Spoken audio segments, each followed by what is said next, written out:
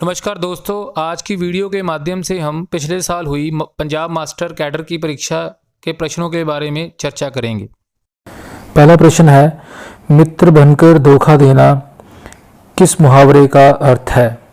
सही उत्तर है आस्तीन का सांप होना। अगला, गिरगिट की तरह रंग बदलना का अर्थ है सिद्धांतहीन होना। कपटी व्यक्ति के लिए निम्नलिखित में से कौन सा मुहावरा सही है? बगुला भगत। दुविधा में दोनों गए, माया मिली ना राम। लोकोक्ति के लिए सही उत्तर है। आगे है, हथेली पर सरसों नहीं जमती, प्रत्यक्ष को प्रमाण की जरूरत नहीं पड़ती अर्थ देने वाली लोकोक्ति कौन सी है? हाथ कंगन को आरसी गया। अधूरा ज्ञान रखने वाला अधिक दिखावा करता है, इसके लिए सही लोकोक्ति है अज्जल घघरी छलकत जाए। जहाँ उपमेय में उपमान से भिन्नता होते हुए भी संभावना व्यक्त की जाए वहाँ कौन सा अलंकार होता है? सही उत्तर है पहला ही, उत्प्रेक्षा। अगला प्रश्न है, पत्रा की तिथि पाइये वह घर के चहुपास, नित प्रति पंज्योई रहत आनंद आपे उजास। सही अलंकार बताना है, तो इसमें सही अलंकार जो है वो है अतिशयोक्ति। भक्तमाल के रचयिता कौन है? तो इसका जो सही उत्तर है वो है नाभादास। अगला प्रश्न है, लोर कथा किस काव्य का दूसरा नाम मान लिया गया है? तो इसका जो उत्तर है वो सी है। अगला है, आल्यखंड किस रासो ग्रंथ का मूल रूप है? सही उत्तर है परमाल रासो। मोक्ष का पर्यायवाची है, इसका है पहला ही कैवल्य। अगला प्रश्न है, मयंक पर्यायवाची है चंद्रमा का।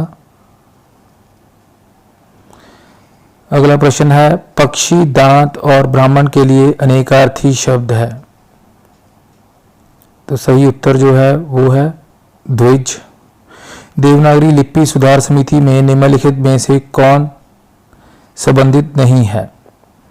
इसका सही उत्तर जो है वो है भोलानाथ तिवारी। निम्नलिखित में से किस शब्द की वर्तनी मानक नहीं है? तो इसका जो उत्तर है वो है बी, बंद, क्योंकि जो इसमें अनुस्वार है वो बिंदु के रूप में ऊपर लगेगा। अगला प्रश्न है, नागरी लिपि सुधार समिति के संयोजक कौन थे? तो इसका सही उत्तर है काका कलेलकर। अगला प्रश्न है, निम्नलिखित में कौन सा कथन सत्य है? तो इसका जो उत्तर है वो पहला ही है। नागरी प्रचारणी सभा ने श्रीनिवास के सुझाव और अ की बाराखड़ी को स्वीकार नहीं किया। अगला प्रश्न है,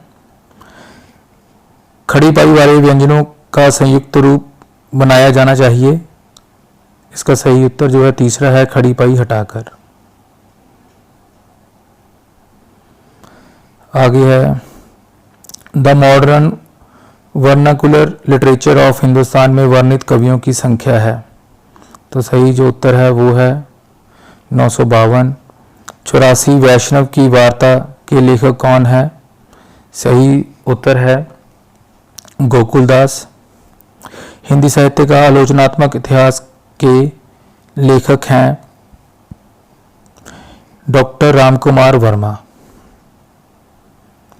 आगे है, हिंदी साहित्य के इतिहास में काल विभाजन के लिए प्रायः कितनी पद्धतियों का अवलंब लिया गया है?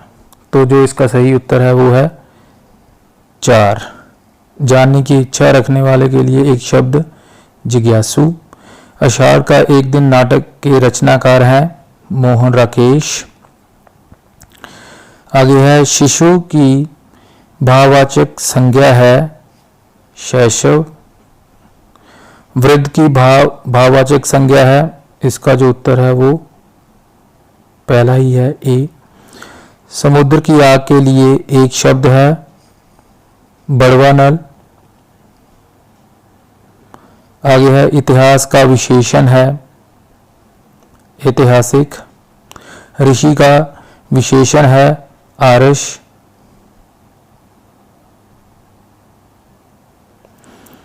अगला क्वेश्चन है, प्रयोग की दृष्टि से शब्द के कितने प्रकार होते हैं? तो जो सही उत्तर है वो है 2। विसर्ग का उच्चारण कैसे होता है? ह जैसा। उच्चारण स्थान के आधार पर ल और स ध्वनियां हैं। इसका सही जो उत्तर है वो है तीसरा, सी आंसर। अगला प्रश्न है, निम्नलिखित में से कौन सा शब्द अलंकार है? तो सही उत्तर है डी, यमक। आगे है, सुषिप्त का विलोम है। इसका अर्थ होता है निद्रा में होना। तो जो सही उत्तर होगा इसका वो है जागरण। अगला प्रश्न है, जब किसी व्यक्ति या वस्तु की अन्य व्यक्ति अथवा वस्तु के रंग रूप दशा संबंधी विशेषताओं से तुलना की जाती है तो वहां कौन सा अलंकार होता है? तो इसका जो सही उत्तर है वो है उपमा। तुलसीकृत रामचरितमानस की भाषा कौन सी है और इसके कितने कांड हैं? इसका है पहला ही है, अवधी भाषा है और इसके साथ जो है कांड है। दैववाद के संस्थापक हैं। तो इसका जो सही उत्तर है वो है मध्वाचार्य। बी आंसर है इसका।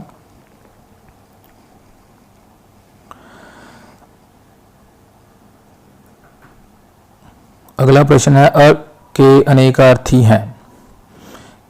आकाश, कपड़ा और सूर्य। समरूपी भिन्नार्थक शब्दों में से आदि और आदि का सही युग्म है। सही आंसर है आरंभ और अभ्यस्त।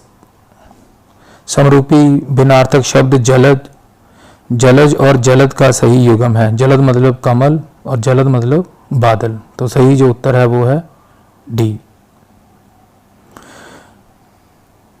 अगला प्रश्न है, आचार्य रामचंद्र शुक्ल ने रीतिकाल का आरंभ किस कवि से माना है? सही उत्तर है चिंतामणि। बाणभट्ट की आत्मकथा में अध्यायों को किस नाम से अभिहित किया गया है?